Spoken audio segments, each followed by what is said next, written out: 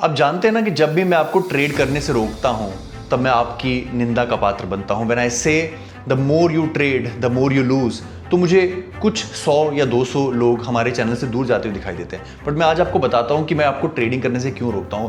CMRS की 50-30-15-5 rule के अंदर 5% ही क्यों ट्रेडिंग के लिए रखा हुआ है। एक रोल प्ले करते हैं और मैं चाहूंगा आप उसको ईमानदारी से पूरा करें। दोस्तों, इससे पहले मैं वीडियो शुरू करूं, nothing in this video is financial advice. This video is only for education and entertainment purposes. I am not a registered financial advisor and giving financial advice on YouTube is not allowed.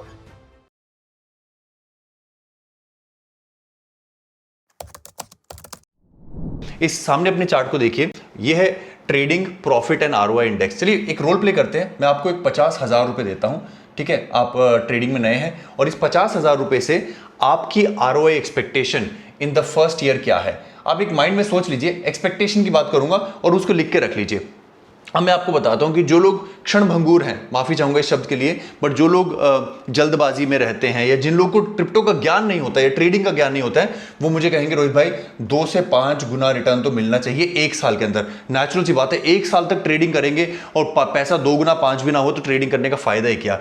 जो ये हैं, these are naive people, इनको अंग्रेजी हिंदी में क्षणभंगुर कहते हैं। जो थोड़े से एक्सपीरियंस होंगे या फिर थोड़ा सा जो 2-3 साल से ट्रेड कर रहे होंगे, वो बोलेंगे रोहित भाई मैं 10% पर मंथ में खुश रहूंगा, मुझे 10% पर मंथ मिल जाने चाहिए फर्स्ट ईयर के अंदर ट्रेडिंग से ROI।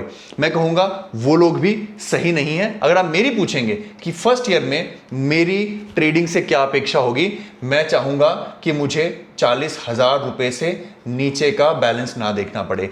सच्चाई और वास्तविकता ये है दोस्तों, पहले साल ट्रेडिंग में प्रॉफिट एक्सपेक्ट करना मेरे विचार से बिल्कुल भी प्रैक्टिकल नहीं है। अरे तो ये ले ना, ये ले, एक गड्डी तेरी, एक गड्डी में।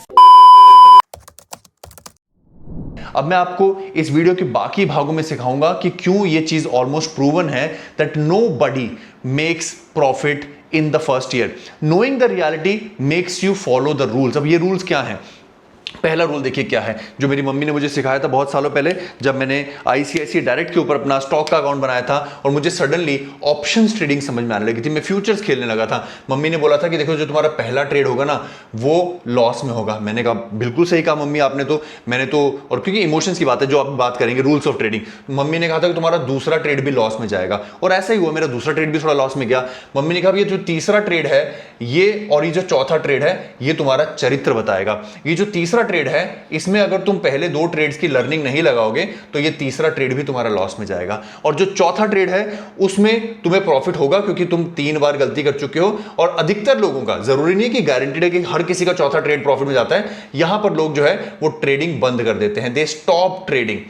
ये बहुत सारे लोग इससे रिलेट कर पाएंगे कि उन्होंने कब ट्रेडिंग जो है वो बंद करी। दोस्तों, हमारे पेट्रियन के नेटवर्क पर हमने हजारों लोगों को हाथ पकड़कर क्रिप्टो ट्रेडिंग सिखाई है और इस बुल मार्केट में एक्सपोनेंशियल गेन सिखाए हैं। तो आप लगे हाथ डिस्क्रिप्शन में दिए गए लिंक से पेट्रियन को भी ज्वाइन कर लीजिए। अब इसके पीछे जो नियम है, इसके पीछे जो ये तो इमोशन की बात थी, इसके पीछे नियम क्या है वो मैं आपको बताता हूं। इसके पीछे नियम है एंट्री, TP और SL। ये बहुत इंपॉर्टेंट चीज है। ये आपकी एंट्री है, यहां पर आपने ट्रेड एंटर किया, ये आपने मन में सोच के रखा कि ये SL है और ये आपका TP है, और इसको आप किसी भी तरीके से ले लीजिए। आपकी कोई मूविंग एवरेजेस हो, उनके बीच में आप खेल रहे हो, जब किसी मूविंग एवरेज के ऊपर सपोर्ट आया तो आपने एंट्री की, ठीक है। प्राइस ऐसे जा रहा था तो आपने एंट्री की लॉन्ग में, और आपने कहा ये मेरा TP होना चाहिए, ये आपकी एंट्री थी, और आपने कहा कि चलो अगर प्राइस यहां से नीचे आ रहा है, यहां से बाउंस करके नहीं भी गया और यहां तक चला गया तो यहां पर मैं SL कर दूंगा, ठीक है। अब यहां पर इमोशंस की बात आती है, जो पहले और दूसरे ट्रेड में आप डेफिनेटली मिस आउट कर जाते हो।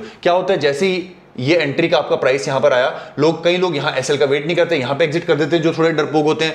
कुछ लोग ज्यादा दिल धड़कता है यहां पर, जो SL के बहुत नजदीक आता है, यहां पर कुछ लोग क्या गलती करते हैं, इस SL को उठाकर यहां कर देते हैं, ठीक है। SL की रिस्पेक्ट नहीं करते हैं, स्टॉप लॉस की रिस्पेक्ट ना करते हो, जब आप यहां चले जाते हो तो आपका लॉस जो है वो एक्सपोनेंशियल हो जाता है। यहां पर आपको 10% लॉस होना होता था उस SL पे, रिस्क रिवॉर्ड के बेसिस पे, यहां पर आप 30% करते हो और इस तरह से आप SL डुबोते रहते हो और लॉस जो है वो ज्यादा होता रहता है। इनफैक्ट जो लोग क्रॉस करते हैं वो तो फिर डबल क्रॉस होते ही हैं, उनका तो बहुत सारा नुकसान होता है क्योंकि वहां पर आप अपने पूरे पोर्टफोलियो को ले डूबते हो।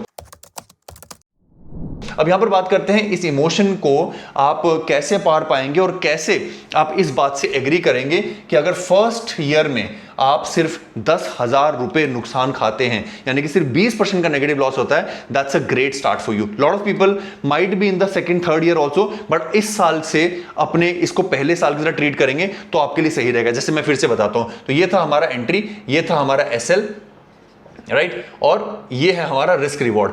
एसएल हमें रखना होता है हमेशा जो हमारा टीपी है उसके 1/3 नीचे। समझना जरा, मान लीजिए बिटकॉइन $1 लाख पर है, ठीक है, आपका टारगेट जो है वो 1.1 लाख है, यानी कि आपको प्रॉफिट होगा 10% का। आपको जो एसएल रखना है वो 97,000 पर रखना है। ये सिंपल समझे, ऊपर की तरफ 10% और नीचे की तरफ 3%, प्लस 10% या -3%। अगर आप -3% खा लेते हो तो आप अपने पोर्टफोलियो को 50,000 को इस समय देखोगे 48,500 पे। अगर आप 10% प्रॉफिट कमा लेते हो तो आप इसको देखोगे 55,000 पर। This is still better. Risk reward देख रहे हैं ना आप, 48,500 होगा, कोई बात नहीं, ऊंट के मुंह में जीरा,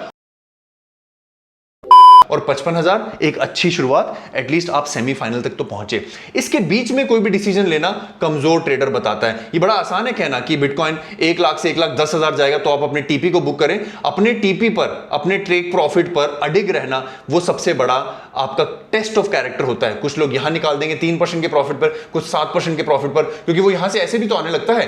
ट्रेड को समय देना पड़ता है। Time in the market is more important than timing the market. अगर आपको ये क्विक एनालिसिस अच्छा लगा हो तो इस वीडियो को लाइक करना, क्योंकि सीएमआर ट्रेडिंग पर मैं इस तरह की वीडियो तभी बना पाऊंगा जब हजारों लोग कहेंगे कि ये अच्छा तरीका है, हमें और सीखना है। यकीन मानिए, अभी तो मैंने सिर्फ स्क्रैच द सरफेस किया है। इसमें इतने सारे पार्ट हैं, इतने चैप्टर्स हैं,